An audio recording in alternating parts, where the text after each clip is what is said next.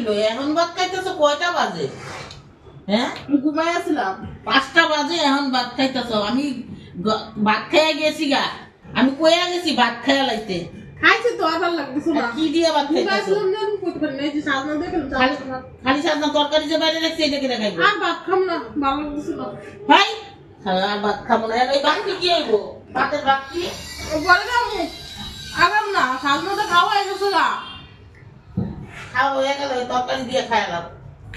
পেট ভরে গেছে এই ভাত কটা খাও, এই ভাত কটা খাইবা না নাকি? এই ভাত কটা তুমি এক সব তরকারি কেন বেলা দিছো আমি খাবো না তো ভালো এই ভাত কটা খাও, এই ভাত কটা খাও, আর কিছু না খাইলে নাই। পেট ব্যথা করতেছে দেখে ঘুমাই আসছিলাম তো বেরোছিলাম এত ওই সাথে এখন এই দিয়ে আস্তে আস্তে খাইয়া পরে পেট ব্যথা কমবো।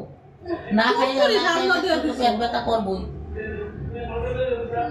শরীরটা ভালো লাগতেছে না খালি সাজ না খাইলে